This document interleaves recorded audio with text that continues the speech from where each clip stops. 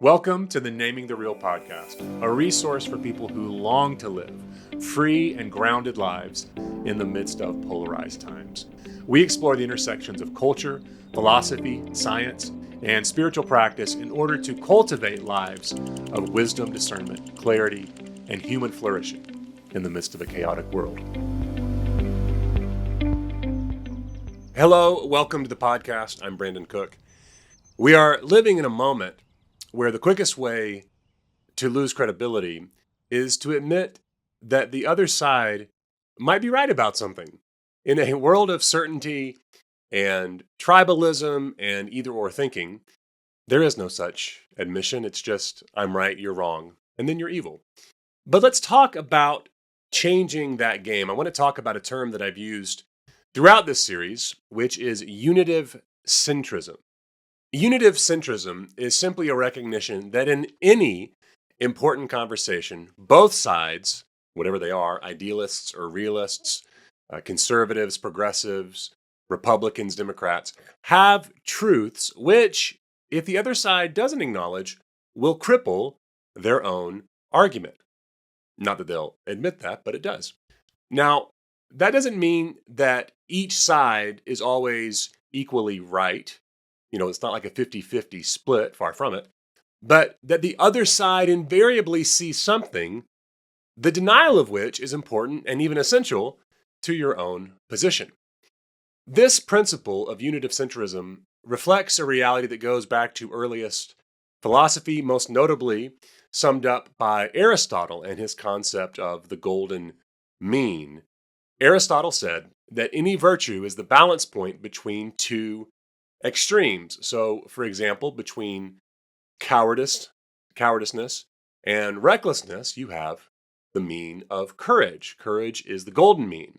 And you can fall off the road on either side by being a coward, but you can also fall off the road by being too brash. It's the tension between these two extremes that gives you courage, a virtue.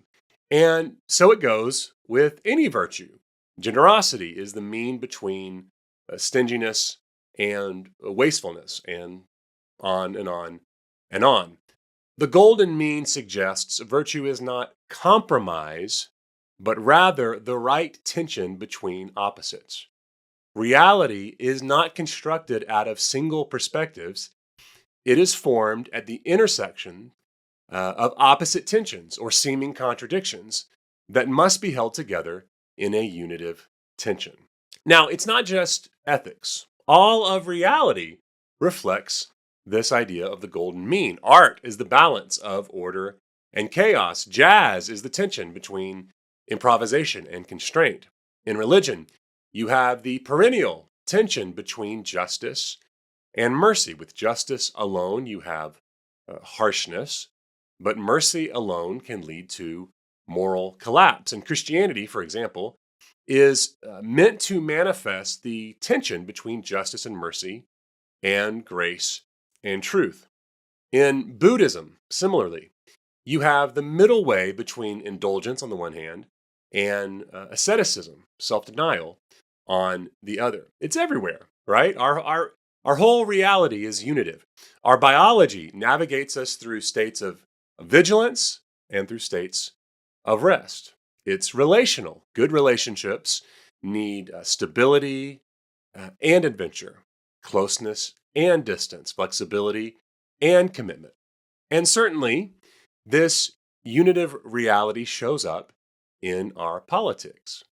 It is only with perspectives from the right and the left that we succeed and move forward. And if we are to restore American democracy from this malaise we find ourselves in, it will take a unitive approach. But in a world of moral fallacies that emphasize either or over both and unitive centrism, this is a challenge. Both and is a huge underdog right now. Nuance is an underdog right now. Thoughtfulness is an underdog, which is why we need a third way movement of people that get us out of these binaries, this mindset of either or that has ruined or threatens to ruin public discourse, which keeps us from forming or finding third way options outside of the binary, which would then force both sides of the binary to become better. So, the nature of reality itself is a both and, is a balance, an attention of both and, not an either or. Unitive centrism addresses this reality. Now, unitive centrism is not mealy mouthed compromise. It's not a watering down core convictions on the right or the left. It's not against all partisanship, though it does encourage bipartisanship. It is simply a recognition that the other side has something valid that we need, the absence of which will weaken our own argument. Now, that's all good in theory. How does this play out in reality? Let's take a specific example. Let's talk about human sexuality and transgenderism. We'll take an easy one. What does the left get right about transgenderism? Well, first of all, far more people are born with sexual ambiguity than you might think. It's a non-trivial amount. Some estimates saying that intersex occurrence happens in roughly 1 to 2% of the population. That is, a child is born with indistinct genitalia, and in many cases, a guess simply has to be made at what the gender will be. Gender dysphoria, which is the psychological experience of mismatch, of identity and matching gender being off, that's more rare, but it's also higher than we might think. It's a non-trivial amount. So, having a compassionate, inclusive orientation towards all people and towards those who experience gender dysphoria or identify as transgender is just a necessity of living in reality with real people who have these real experiences. If your position requires you to dismiss or, God forbid, dehumanize them, your position is out of touch with reality. The left tends to get this. If the right doesn't get this, it ruins their argumentation about sexuality. Now, what does the right tend to get right when we talk about gender dynamics?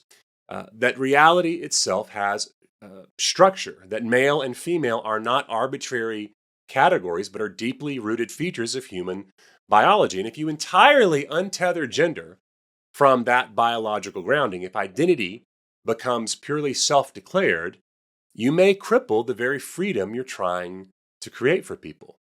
Because if identity is only self-declared, we lose touch with all the communal ways we humans have acknowledged identity and organized around it. In other words, when gender becomes infinitely malleable, as it sometimes does on the left, you've got a real problem. And debates around transgender women competing in women's sports are just the most visible example. The right is right to push back against extreme gender politics and extreme identity politics. And if the left doesn't get this, it can ruin their argumentation. So, in an either or modality, on the left, you'll get identity politics and gender politics where there's this a tendency towards self-declared identity without limit. And on the right, you often get an unwillingness to admit any intersex or transgender realities. And that extends all the way to the extremes of transphobia and violence against trans people, which is evil.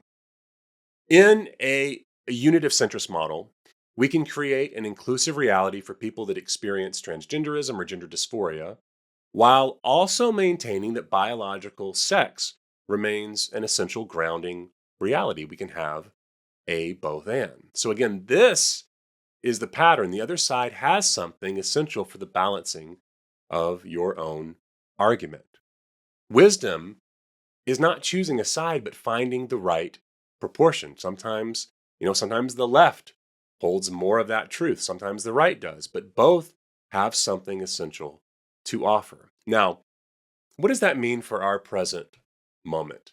Unitive centrism is always an underdog, given our human bias and propensity to be right and be in control. But over time, our politics has devolved into something close to scorched earth politics, into either orism at an extreme, where the assumption is no longer that the other side is mistaken, but that they are fundamentally wrong, defective, dangerous, and evil.